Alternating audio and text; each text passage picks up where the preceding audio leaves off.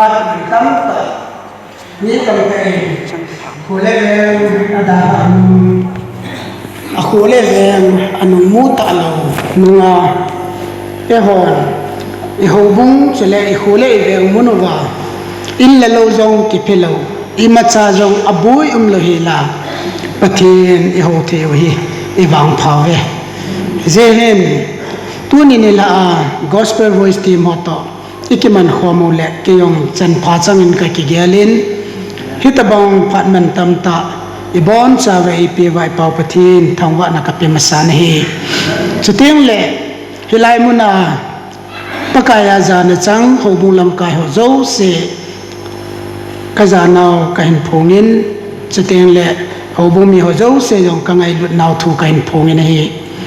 pakai lengam na ka to khompi pastor pu pastor semin thang jong tu ni la in helai muna ta samel kamu in galjam na hin kho ki mang che jong le ama thil to jong hi so nen kan heta in tu nin ta samela pakai mai cham phunga ka kim mu tu hani atum ta in pakai minin kazana ka pi na hi ke yong hi aizola ka chi do ka cha hin thil su an su in kaloi nu in ka cha te ho zana hin ana boi pi in hiya chu phat dang banga chu ke hin mi dang ho chun ki ho do no ven ti pagam tik tam thu hiya gingin ka cha te jong a ki cha ven a hin ken ka se chu phat dang banga chu thil su de dan danin almo hi ven cham khat jo le veng sung pumpi hi sipai hong de min ten ima chana ti lo de hi ka ti hi ayan zam khuwa akyan sipai koi ma ta pone hi azingin kaloi non office anadal lu nen office akachate ho thum to ana chevin cha kun chen first amala jan khana no movin azingin aban banang ki tho do vin phaya ka laptop jing ta jong ki po do men lo khuma tai phaya chu ki dal ha jong ke thil khat chang ki tong khat lo chiwa hi phai mol ka khu hi kadal wa kit ka hi ven ahin la me ni sim som ni la get ni chen atha ben phai mol ka chen naw jong a hal kit no hin hiya chu ka hu ki tor kit no wa cycle lang mol kon ko ma ti gam nom relief center la ho ita ho ka pen sat dan wai ta nei kyo khun iti le thil hung ki ya chen na gi na ki sim tu de ham ti ka ngaw hin na ho wa na wang pha e thula la boy jong le ina in muna na umuwa hitia hi pakai phat na thusim isai wa hi e chun thil so wa hi adana ki dang hin tuni ni la hin to khom pi hon tu chung tuni ni la hi thu na sei de hi tia phat in pe wa hin taw na pumin ka gelin ipi thu se ya pa de o ti ka gel lai jin igam sungwa mi zo sen angai chan hi salom kiti thu chang pa hi tu lai hi gam sungwin angai chai ti hi kalung thima awmin ke hi ki vai hop dolin abe apathin lo wa nai to na la vai hi ke hi Chongtu Baptist Churches Association no ya pastor na ka to hin tu le to ke gam be hi more langa hin chahi tu ina ko ka la chana hi kaloi hon tour program hin gun vai le thanum ta ka honga hin 14 la le ke more lang ka jut ke dengai tan hitia hi aki uma gambi langa jong ka se kalunga pathin e ho pi na banga ka het pen khat hi tu jana na ho ko ma siar ka bol no me hi salom kiti hi e ho din jong angai tai ti hi zovin nu chongin ka se nom text so ahin sim do tan hi chik to ki thu ding a chen sam number zakhala som la get chang ko hin hi ti na ki se mi he ma ki ngai sangin pakaya ki sial aphajoi leng chapatia ki ngai sangin pakaya ki sial aphajoi hi chi pathin thu hin angai la jo se den thu nei pan phat thei bo pyo hen azuin isopinuwin pakai Yesu kam chang kamen nom nalai cha hin sim do tan Hichilaya pakai Jesun anasay na aholim na text le amun ko na hile mul chunga pakai Jesun leisi na ahunga ministry ahin board pat na dinga mul chunga thu ahin na ako na hong kila daw ahin iher khandiw hin pakai Jesun mul chunga thu ahil kitihi mi khanin pakai atasana pakai kamchang chu ajuya hile amanu ama pa dinga chu pakai zala phathebu achanna ahina dinga kihil na hi sim lauchan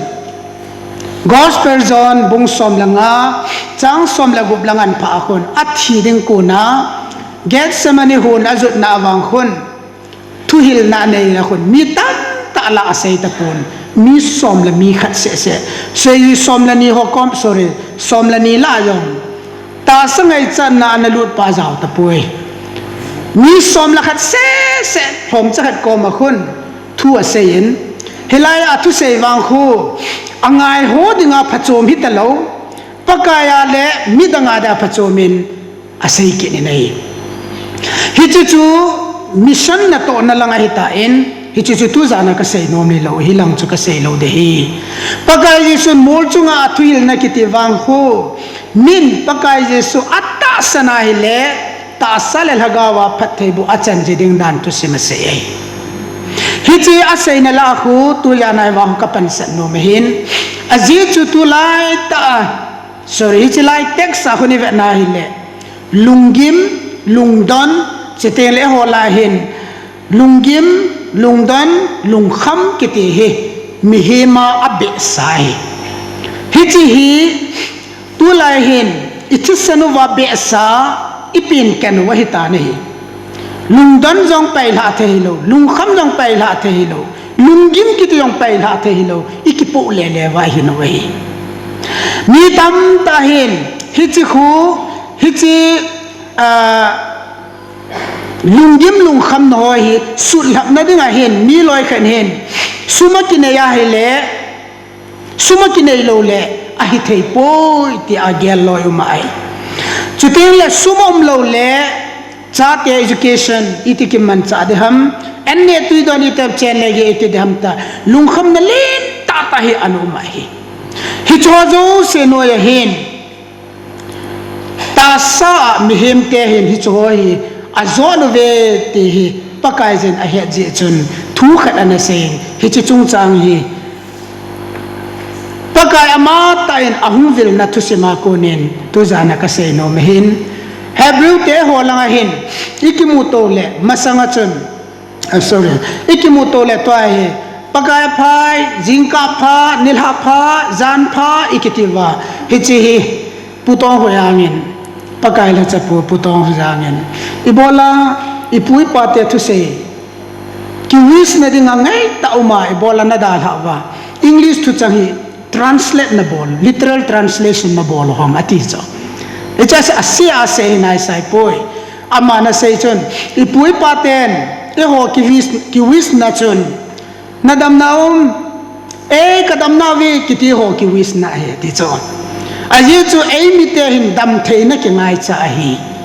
ya chu nadam naum atala kadam na ve tila iki khan kol anadam selvo kiti hi ku kite e mi te de nga hi dam thei na ki ngai cha wis ki bor tu e ti cho chita bonga chun hebrew te hin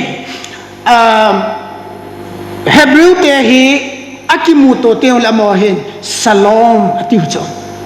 salom akikhano jong le salom ipia se na ham hi chi salom kite hebrew thu chang pa hi thugil ta hi so pete ho hi chila ya salom kite hi e ho pawa kile do hin chamna ta kile greek achun erine kite na kilen ahoi chu hi jong le athu chang chu chamna kite pa hi chi chamna kite hebrew thu changa saloma be dan thu chang hi kele moya ka kina ke ni ki chamna khu chi mai khu hi lo hi chi mai khu hi pon mihim khat hin khu a ning hing ta ki man cha ding ning hing ding bul hing se ding ki ho hi zawe chu teng le sungila chamna hi chu kitsa na tizat na kipatlam na umlohil tinai chuting abana zau kitchen bam lama pulama vedinga jong koi ma to kinana kiboina imacha umlo hulu hangin te ta kitsa na jong umlo amma hongi ta kitsa na jong umlo tinai chuting le kipum khatna si nei lang nei na kiti ho umlo as kiti pen pa pau chahi umlo tinai chuting le thil khana bola hele muchia tu le aga ne de cha se ma hele acham aga su ding tie lol hinna chele wang phatna hi chu saloma chu jaw thai chuting le aban kina chen thil se akona hoi do na accident tu na dinga yang tu sa lawa kang cha ki dam do ai lo wale akisar kha na dinga yang acham chun hoi lam kha asar kha at akhut tong khalo kitia pathin mi hoi dam na pa hi chi saloma chu jaw hi hiya chu hi salom kiti pa hi chi thu changa hin mi hemin angai cha jo se bukim sela pakajin api na chu salom ativa hiya chu amohon salom ataki khan kon wa se ya hi na chunga wang se na lunda hen chuting le mi to kina akibaw na lung thim da hen tia thil pa jo se na chunga hen ati na hi hiya chu hi chi salom kiti hi kaso pite ho athu changa ki pana hi poi pathina pana ki pana hi idan ho luya idan ho na adam le if to pathin anahin khom lai tauchun akim velahin thinga ken thinga aphat phana bible ne se chun aphana phana ne theding theiga ken ahon sunga chun lungmon na dingin zulawa sate nom tanal havin hilai muna chun adam angai lut ta in nei pi if to lungmo ta in hun sunga chun alahan ne pakai pathin bible na se chun pakai pathin ahong zin amani to chun fellowship anezin chizau phal akal to ki zin hi ati nahi ai la hi chi pathin le adam le if ki lungkha ta ki ngai lu ta om lai wa chu adam le if dinga hi na to zong ngai poi pathinin agilan kel dai tai ti phal aphat phana ne dinga pin kichat ti jan na nei lo na dingin ama ta en aum pi je chun kichat ti jan na umpon satan ki kumna satan lut na mun om lo je hin pathinum na mun chun chamne lungmo na omin lungmo ta en ahingen pathinin amani aphat phana ne di angai to pi na hi silchen angai pui pathinin amana sempi adam sut ane hi hi chu tu lai hon von a cha ki von dan wang vin i von mama vain e ho e boy vin hi pathin original thil sen na wang chun adam sut kiti a silchen ngai lo ba ina ko yo hi chen na di yo gola dai hui pi anu nge kiti yong lo ba no ta ana chen sal nei chu ta banga abo lai ta pathinin mi him te ni ring khan khu agela hichingai chatan te ti phal aphat aphana angai cha londing api chu api phana amani dinga hasam na umlo hela angai cha jo si hen pathinin sublight abol han pa chu salom hi chu kain ko te ho pathinin aum pi ja acha ina ngai cha ding se api abuling sena koi pi chu salom hin chutabang avar saum lehela pathin le mihim fellowship aneva achen khom nau chu salomic society kitiai salomic society ki teng le pathin le mihim ki pun khoma ahin khom nau chu ki se hi salomic society a chu mihim ngai chan hi pathin an aphana api kim se hi ti hi hi chutabanga pathinin gil ta anava anasem satehin phatkanin satan lamzo anangat hana sapathin thu ngai talowa satan ozo anangai hanje achu idan hona pana anakidal do heti chu tam ta sailo ga na het jeng diwe hi idan hona pana kinodo hanahin salom kiti chu mihim hin khu akonin salom aleng mang ta na hi pathin le mi he ma ki vop ta lo zen automatically in salom chu amang ta nahi salom man pa na chu ipil hungam ti le na ne ki hol na dinga hin na ul salonga en ne ki holding na ne de ti ta nahi chuting le na khan na to ding na ki do pi dinga me thai sel tholing hu ke do ding na ki do pi ding hung su do jing ding he atita ne nu me le pasal ki ngai lu tau ma pa na amani tabong ping dinga pathienin thil pha chana ana pe chu nu me nu a dingin nawa so ding se le gen theina akipu dingin asalhan aum dan lo ta nei chuting le mihim akhidin jong hitalo chu tu hin pathin le mihima ki khan phanin salom man phanin mihimin thina akichatan ai wangin athi tho tho ta nei hi je hin mihimin hinjo theina dinga hi ul salong chat na hi ne aki hol lo wa hi le ngai cha nai bukim lo de tai ti chu leisi na gaw sam na azaw thai ta nei so bite ho hi che hi so ta na manga hi tai leisi na hin mi hem hon nupsana holin gentheinan avail hunin enne tuido ninglhin dinga dejin vai chanan avail hunin thiring thilo te dinga tin thinan anu anunga zui le zingin hitin aum ta na hi le hiti sal hiti chu ipija su hamiti le pathil le mihem hi fellowship aneya salomic society chu manga hitan pathin jaw talo mihim se society hi pa na chun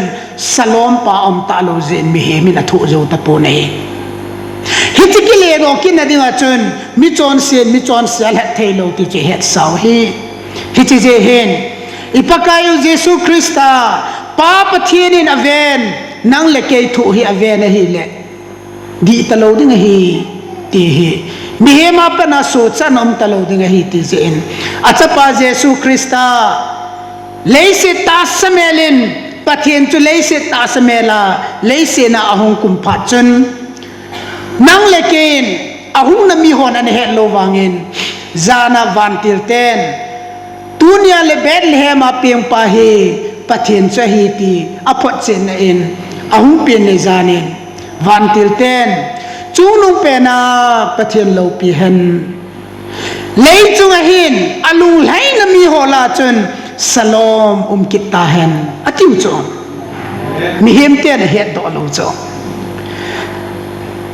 chunung pe na pathian lo pi hen ahin sol pa pathian chu lo pi hen ahung pe naw sen van le se sem pathian chu ama hung tan koi hi jong le hi ji jesu krista hi ai hu hing pule kaleng pa heta kisan ho zo se chu pathian to fellowship nei kin han lang idan ho na anamang ta sa salom chu ama chunga chun hung kit ta hen ativa la na sa asa chai vina mo ki tol do tai leisir khanga phat sau ta phat chom khat pi ana che do nungin hi chi salom achunga lungmon hen ana ki ti lo na pen hi chi ata ascending pen pa hi ta asan theilovin ta asamelin mihim te la alata ne hi le mihim ten in he thei po vinai hi chi pakai ama ta chun ministry a hin bola chun ipian se yam ti le nang hon hi chilaya sorry chima sanga chun hi chi alung lai na mi hola cham na leng han tia ki sampa chu hi chi pakai chu naw se na hi wangin ama chu koi madang hi pon van noi le se la sunga thil zo se nei pa chu hi ti na chu sam number som ni le li chang kha chang ni ai vat le van noi le se la sunga thil adim se na ki ko hi abon cha pakai hi chi nei la go zo se nei pa pathen chu le bel he ma hung ping pa cha hi ati ai aminan mi pa hin kho le chapa hin kho jong akhuna chalpa mi hem thi theina la hin theina akhuna chalpa mi hem hin so sa le labo ki thei pa pathen chu ama chu hi ti asaina hin apan ki na chun satan thu nei na zo se satan thil bol the na jo se no do pa chu hi wala le se sem pathian chu hi ti ama chu ipakai Jesu Krista chu ana hitani hi chi pakai ama ta chu ahung pha nin ipiumam ti le dunia isim do Bible chang hi hi chi wala le se sem pathian le mi he ma hung peng pa chun ama ta chu na se hi nang hon sum le pathian le sum so na hi kop lo diwa hi pathian chu athil sim to na hu kop lo diwa hi sei chu hi cha sei zo wa hi amma na sei chun hi chi wa salom kiti pa chu ei amma to chun ki vom ho dinga chun thil pha chom ta hum chu pi ham ti le ipi ka ne de hita ipi ka don de ham ipi ka sila ipi ka chen de ham tia bola na lung kham ham hi cho chun lung kham hi ven cho chun lung kham hi ven ti hi pakai Jesu na sei cho tun pathin in asim sate angai lu dan hi ibola ipi ka ne ding ipi ka don ding na tiwan na lung kham ham hi cho ho chu gel hi ven hi cho ho hi nangai yo hi ti hi wana na paven na hon na sei da masang wa cha he na hitan hi chi ipi ka ne ding ipi ka don ipi ka sil ding ki ti ho zo se hi na ho ti ta lo chidang nam dang pathin hello hon jong alung kham piu alung kham nau cha hi hi cho chun ki sabo hi ven ti hi ana seyin chubana chun pakai jin athil sim ho agel kho dan chu ibola lung kham ne hi vam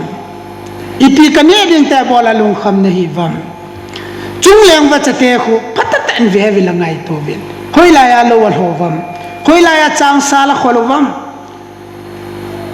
lo langal ho po vin chang sala yang chang khol po vin a hi wangin anne diu hi asem pa vin agel kho pia abol to pi so ke ya anne we ati so chule ipi ka sila ipi ka chen ding ham ta bola lung kham na hi vam lo zawa mol hoi pa pa cha khat tu nya jing ka langa pa nil ha langa mol ding amol zo le mei hum sunga ki le lut ding ni khat se pa ding jen zong na pakai jen azep hoi dan khu leng Solomon a leng lo pi na van zo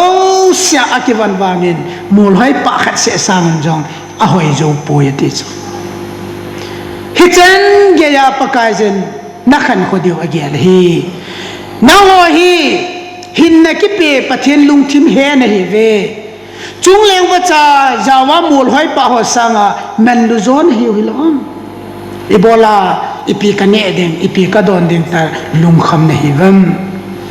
hi cho do se ma sanga hin hi cho ana lung kham sang u chun ama sa penen pakai lengam chule achon phatna kiti hi hol ma sa po vin chi zo tiang chule nangai chan adang hoi wa ta na chung ki be ding hi ati cho it's a Bible hi pakai Jesu ama ta na se hin chahin thu tham khat ka le ha be nom chun ama sa penin alengam tia ase hi sorry se masanga hin hichilai muna pathinin ama sa penin pakai Jesu ama sa penin ama gamle achon phatna hol masavin chizo tiang chule adang na ngai chan ho chu na ki piding hi atina hin amasan thuma sa pakai Jesu na sei chu nang hon sumle pathen su na hi kop thelo di hi ti hi number 1 ana sei nei hi chi tham khat sei be hi ten sum so na hi lo di hi aji chu ni theng polin Timothy ko ma na sei chun sum ngai lun lung pu hi ren sum ngai lun hi se na zo se ki patna abul pi hi hiya tu ji sum chu muding ki ha bol na muding dei sa na la me mitam ta ha bol na ki bol ven pathin ata san na wa ko nin zo awa mang pi ven hi ti cha cham kha zo ti le hi ti sum ma chu a hol ho chu ahun ki nung le en ama dingin he ma ki sun bangin sum ho chun ama hin le su ji nei ati cho hi chi ye chun sum hi pathian thil sim hi pathian thil sim le pathian chu ki bangin ho hi in ati cho pathian idan ho na supply anabol pathian chu tu ni na pathian hi ati nai tu ni le hon pathian le sum ki banga isim wa hi le ipiavet saham te le nisa ho hon nisa ang so pale nisa ho wa ta chibai abu tabang bang hi vinai pathin le athil sem ki ho kom hi pathin an adei lo hi ke ma tai lo pathin dang na nei lo di wa ti ai chia chu amma sa pena hi pathin le nei la go hi sim kop lo ding hi pathin hi achom be a ita san di wi ti number 1 chahin ka sei no min abana chun pathin gam pathin lengam ati hi adang hi poi pathin to pathin vai hop na no ya ka hi ti gel do in ti cha pathin vai hop na no ya ka hi ti hen lang anoya nom na chun pakai to na ki gui job na chu khur jing jing in ti hi ani chana chun pakai asai ngai in lang amma lung lam lam amma vai hop na no ya na je chun asai ngai jin ti hi nang ma lung dei bol nan na hin khu mang hi in pakai jen asai ngai in ti hi athum na chun pathin chi dan pathin a principle hi patata en zain ti hi alengam pakai alengam chu hol masan ati hin pathin vai hop na noya na gel do in anoya chun pakai thunung ta in pakaya kita ta in anoya chun hin khu mangin hi chu number 1 in tu min ti asai na hi ani chana chun a chon phat na ki ti hi pathin chon phat na chu moral i chon dan wa jong la the hi ngai ji ti hi chon dan di hin kho mangin chuteng le chon sin ho order in thi se lampi ki ti po chu lu ni in ti hi pathin chon phat na hin hoin sunga hoya pam lang a hoi mo ki ti a jaw poi nitina i chon dan wa jong hi jaw ding hi tai ti hi abana chun pakai chon phat na chu si nei lang nei na thu adi atending ahiring dola che ding te hi pathin principle hi pathin chon phat na hi pathin chu athing hi ama thin na banga che ho jong thing ta pakaya dinga hin human din itup diu hi ti na hi chutel aban ke na chun thungai ta sei ngai ta pakai a chon phat na sei ngai ta pa pathin thu angaya sei ngai ta thunung ta nang le ke dinga i khelwa thina chan ge tho dinga akipe do banga hi sei ngai ta pakaya hin ho manding kitipa hi ado hi ti hi anagyal do hitin chuting le pakai chon phat na sunga hin kita na gi na kiti hi asunga chu uma hi hichite ni hichi hi mi he min abol teng le pathin ama patina ang sunga chu la thei ding hi hi cho chu pakai jen aphat na ava salomic society a salom pathina chu chang ding hi ti chu ase hi ya tu tu nia hi so pite ho na ho koma pakai su kam chang hilai thu chu kala tu jana na ho koma thu ka pi son ka sei do son mum chui che hi ta sangai chat enne tuidon sille chen na gina chuteng le dam the na le bit na kiti hi mi he ma dinga hi ai ti amang lu dinga da nai ta nei hi chi ikipulwa ipowa gen the tai wa je wa hi pakai je sun tonggim pe le pogi te ka hi nga hongon ke ma no ho chol nga sa we te hi mi him te anaku ku hi hichi ikipo hi idan ho na pana ikidal do wa pana hichi lung kim lo na pa ikipo wa le se na hin ho iman we kachapan la ya class 1 ai social study ahin food cloth and shelters are the basic needs of human beings tia na kisima hi cho mi hemin dei cha tam ta kini yole ngai chan hi tam ta hi lo hi enne tuidon chen agina sille chen dam theina kitio hi mi he ma dinga ngai char kho penta hi che hi mi he min ordo tangi hi che gen theina ho hi pathenin hi cho zo se sumanga amma phatheina eva no mo hi hiya tu salom pathile mi he ma ki wop teng le hi chingai chan hoyo se chu akim sela ki pidinga hi pakai ama ta chu e hola hungai ahin la e hon ikipo dano hi ipihamite le sabsen na ko na lungim gan theina chu ikipo wahin ho eman hi hi chi pa hi sulap na ding hi pathin in amu hi lampi khat bo hin e ho hin ei mo bol hat wanga muding itup na lamovin hi chi ordo theina ding hin mi hon lam chom chomen hin khu amangovin loi kanin ipiat bol ba metile ana to ake sun pi ta vin kyo langa ko pi ke sayam akani ki boluli ya to ipi ki ti chen mo mong de ham ichai ti le kha ki sim sa de ham ti bcho abang loi in office a uma ipya corruption bol ho chin pi sam ai chi them be ki kila loli tin chen ki sim da mati chu hitche ki bol lo le iti ki hin zo ding ham ke te pau chang pa he hitche pa he mi he min gen theina hasan enne tu don sille chen nagina dam theina mu theina dinga iki ham bol na lawa he mi hem ama ta ki ham bola bol ho chun ama na to hi avenova justifiable wa adi di na lama seva hi cho su lap na da hi ha bola ki bolo hi loi ka chun corruption abol ki cho tulaya kyo langa chi piu ma mitia hi le tua kyo langa ki tholal ta chu government in khusunga gente chaga ho dinga thilan pole office a ka ho so hovin kang cha na kila do jiu ta chu ki hol la ki hello hilanga hi cheng khat toin piu la kan ki pa kya khulanga tam zo me man ne ta ipiham chu corruption ni chu a hi na ding dollar hu lowa lam ki ma ki hijack ta chu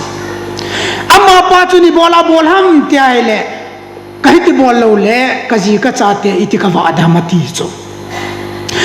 ai ho lang kaya hitabong khupi la ho chuni pie bol kit vam tile government service mun ding ha tawin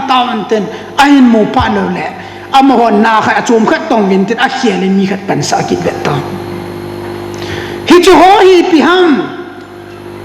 corruption pathin vai hom na sunga umda ta ding ka te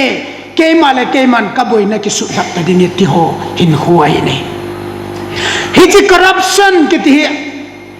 Krisi hola jong hin umsu ke di chu na hi na ding dol hilo na chan ding dol lo na la jo se chu pakai phat the na lut na thailo lampi bang dan kha ho chai ne hi cho puma hi salom lut thailo hi salom hung da tadin kin ka boi no ki su lap tadin ti ho hin khu ai ha bolai bol wang wa i hap jo lo di hi loi kat ki chu ni pia bolam ti le hop som sum gukit betta hop som pit hi betta mai chang pit hi betta ai chaki pi le chate le kha tiu sum ki tu chat chana iti ki pi dam ten sum ki tu chat avet nalamen mi tam ta agu chan aboi no asut lap got jen hiti hin thil phalo lo ei mon ekilam do hovin salom idal mangovin e hon e boina isut lam hovin hi hicha kuna ga hung so do ti piham ti le ha delai sum chu mu the chu sum chu adal hon amu chu corruption bol hon jong sum mu chu sum ku bol hon jong amu chu mu wangi mu win i cha te ho jong school hoi ta tai koi win building hoi ta ta yang sa win chuting le hospital phalai la jong ikizana win a result ti piham ti le innom tam ta akisadain asunga aluding mihim akimupo nahi innom tam ta kisan corruption alam di lo lowa in kisahoy asunga cheng ding mihim omji tapo nahi generation abana dingen hichichun buina asulam chompo nahi abana chun enne tam ta ikimovin ahi wangin aphalai koiman ane khapo nahi abang loi khat kitchen school phata ta chate koivin ahi wangin I chate vin school phat naga chu ahin podo ta povin e ho phat lo na pa yo chan kile povin ai chate phat the bu na digin ka sei chun ka gial kho khana ya nung sei kin ka tin school hai ta corruption en chate koivin a school cho hoi hen aphl hen a school phat na an ki popon nang leke corruption chan kile povin lungim na I hodingin ang kinong leen lungim koy sat na kiti asumang di po nahi chutil le abang lohin ni chen pon sil tam ta inevin ay wangin nupi hoyong chun sila chen tam ta inevin armer sung ay wangin alung kim po vinahi lungkim lo na lung ay piha lung na chim na nay thay lo hin hohi imang zengu nahi hija chu tunia hi hi cho jo si ja hi tuni ka sei nom hin chamna leng pa hi ahum tai idan hona chamna iza ka salom hin pu pa hi tuni hin I ho jo se dengin pa pathian koma taw na mangin pathian lai ho ki ka hi chamna isem pi zo ven achin ahung kile kinin wa noi le se khang ki chai ni gelin kaum pina ve tin tunin I hola thagawin ama cha lata nahi ama chu koi ham idan hona adam le if ana pi pathin chu tunin mu thei lovin I hola lata nahi achutia le hi chi pathin chu nang lekin ita san hi loham ita san je wa tu ya baptai si chanwa jesu ka ta san ta itli wi loham achutia le tuni hin so pite ho igel diu hin mihema lungim khoi san na gen the na hin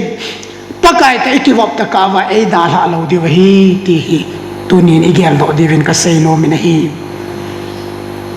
amma alung hai po po wa hi la chun I ho dinga ngai chan ho hi aman aphat phan ei pe di wai po vin hi sumtam ta na nei ding cancel ana kizana cancel da mo ho gaw sak chang ka tin na thun la hi vin sumtam ta na ne ya na transplant na masanga na nga ding chunum ham zakhat se na ne ya khusung khuwai na chati al he le le a dam se la ding na de zom tuni hin leise na wa noi mi te hon jong angai chani ta san cha ten jong ingai chawin ingai chan hoi ki banga hi ahi wangin solution akis ai chi boina ki sut labdan hi akibang poi jesu krista di chana ta san hon ama lam alung lai nei holwa ama lam chu alung lai na ding po po I holwa hi le I ho a chu aman I boina joseph ai sut lap pi hi ti pa hi to zanin gyal da ute so bite mi tam ta hin I boina ai mon I sut lap nom jeven corruption jong iki chapo ve mi ne di yong kila ne di yong kho ai chapo ve mi na mu hi po le pathin chen ding jong ineng ap vi na hi ahin hi cho chun na boina asut lap lo ding hi nang man lo hal ho anal ho ja na boina ki sol fi de lo ding hi sum ha hola na hola ina to man lo ba sum na holin jong na boina sut lap lo ding hi tunin boina sut lap na dinga abei lampen ta hi ama sa penin van le le se sem pathin tuna e pi pau hin phat jo sen ka hin na ve ti gel do lawan hi chi aman ka khan khoi a gel hi ama lung lai na hi ka chon na hi dinga hi iti wa hi le na gel lo na ngai cha joseph phat the nan bo anan pi dinga hi tunin ka to khom pi min thangin jong a het dinga hi pastor pun jong het dinga hi tunin pakai phat na test bol ka se jong na het dinga hi lei se chunga hi hau le nei le go sum la pai ja hing zo de le ke holo hi zero ka hi di hi ahi bangin achuti poi hi chi pathen di chanai ta sana hi le in sunga thilung lung ho hi adana ki dangai bovine mun kana hin pastor ministry kalut ti laizen mun khana kaloi nu to hin ka kichen ti lai hin hi chilai kom na mun achun kapate khan hi ahwa hawai ama chun sumamui ti zo hi ka he na hi aje chu asum chu achim pata ka mulo wa nga chu hop som din zo an ki poin in ahunge hi chawai suman poi ti zo hi ka he na hi ta nei kaboi na khota nam je hin ke ni nu pa hin ka chi hanen chini bo kapan yau te khadai wa nga chun chini bo noi ka ki pu hanen dang ka sang som thum apa dinga ka thu man cho lonin kum lon lang le ka sa han dingin sang som thum ni bat sa hanin ka ti le sumanei wa nga chu api num lo pha na chu su zin pha in avong thelai atu khai ki ti chu na bol han da ne o ti chu angai tan chu odam sela umen lang na ki pihan la padiya chu chu ipi bat jongai lo ya free na ki pi jing han jong la padiya ti chu hi chu wala pha ongai ding chu lo chu sum pathum na adanga chu ai wa nga chu ama chu na ve na hele dangka sang thum thum sang pan sang som thum an sa deng ye kum khat alu ne ti chu calculation lu ne chu ke ni chun lowa kor chu le jong inu le pan bola hi cho yong ki zo in tin ki sana takatian wa nga ama hin kal halo han ju calculation a bol le kum khat lu de bo ve ta ipi lo chu kaza achat le izinu hin ve ding ayong chu imacha ki lo ta chu sipa na hi in ka kile hane hin za jong ka za achan chahin kalung thima hin pathian ho pi na khat ka changi na hi mi he ma ki ngai sangin pakaya ki sela phajoi leng chapatia ki ngai sangin pakaya ki sela phajoi ti hi bible abung la chang kana he poi bible awang na ume ti kalung thima agini na hi kalai na senen bible he abula pana isima revelation isima isim chai wanga hi kaso pite bible hi ki bai hat theilo hi ka bai hat guna hi le bai hat jo chi lo hi ahi wangin bai hat hi zong leng avel vela isima taw nei mena isim sim le amen cha na deng munai pathinin bu hi za chang hi za ati lo pi cho athu hi in pi cho chilai ta chun kalung thima gin pa chun hi chi pathian thua ka sim do sa hi tin all in kan hol ta na hi le azua ka sim na muna chon u me hi chipana chu ken ka sei chon ka loi nu ko ma mi gen the inui pa pa na gen the enne tui don ki hol thu nang le ke ta bo mi gen mi vai chan mi ko ma sumi thum ki ta lo de hi mi hem ko ma sum pa thum ki ti hi min inoi si ip thum kip ta lo de ka ti chu ka gen thei tai ka ti a koi ma ko ma sum ka thum ta lo de ka ti a ka ki clear ka ki gial la chu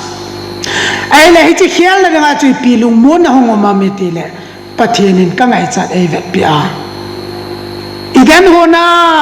adam le if anavil pan tu ne ke yong e pi la ti ka lunga tha gi ngai chu hi chi ka ki gial ha pha na chun idan ho na salom chu tunia ke ko ma jong hi chi salom chu mi ta chala ibola kin mi ko ma khut ka do ka ki su new le ham hi chi pathin ama hi patata ho ding pa cha hi ti ka pom dan ni chu hi chi jin ka so pite ho pakai apha dan hi icha hung dam mo jong le he pa ka cha pa dam lo pi la nung se pen sudamin hospital ni chi sa hin tao nei man le mi jing ka la ki tho do ji ta cho koi bol mi chi cho ele en ne tui don jong en chang thu la khanin jong he pha lo le huo en chang kan poe ta yu pi hi chi sablai chu ne jing ke ka he ka ti hi poe pathin ata to thila bole ka ti na hi gari ka ngai cha de kin ka ngai cha poi ka ti hi office a ka tovin mission a ka mo position mission gari khat bolero khat kalatai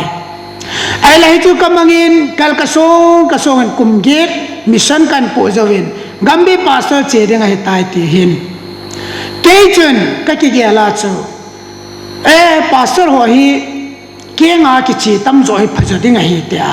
ke nga che ding a phat ta ka ke go na hin pathienin gari a to sa na hin ke nga na che chu ke ding in neo na hi ti chu ka gari hi gari man be ta hi wa nga hi ka gi al pha lo ka nau ten heu hi gambi a che teng le man ding a nei lo de tai ti wa gambi a ka che do ka het lo ka in tol lut pe gari chipana hi pathian nei pe hi ka ti a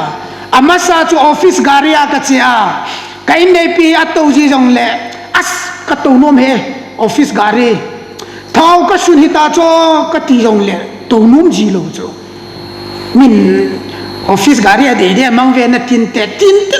ki phalam kit ve to ai he ke vet ko lai tai thau hi chi ne ka sun he ki ti jong le to nom lo he cho aji chu e ho gari a hi poi ti na he cho tua kanau ten in pe gari a hi pha na chu anup lo wanga chu e gari a hi pha na lungmu ngo chu hi chi to nga pathianin supply abol hi pathian ni te ro sin na he che de wa hi thang khun se sen ka he na hi poi pathian ka ta sanin jingka nil a pathian bon ho zo sin hi che phat na ga hi ne su ke hi chutia la hi che phat na pakai phat na hi thang khun se limit a hi poi ata san zo se dinga hi che piding igen hon luya akidal mang pha na tholal te hi pakai jin nom ta idan hon aluya ina umlai ta banga chu abol kit no mai ta nei hi chine dinga hin so pite ho ipi ka ne dinga ipi ka don ding ipi ka sil ipi ka chen dem ti na ho kiu na ngai cha nei poi pathen ha palau chidang nam nang te no ngai cha nei ahin hi cho chu na hon jong na ngai cha ve ti wana na pawin a he nai hi chu na ipi pi yong la ama sa penen pakai amma leng vai hop na noya kum ka hi ti ta sani pakai chon phat na lampi zuin chi yo teng chu le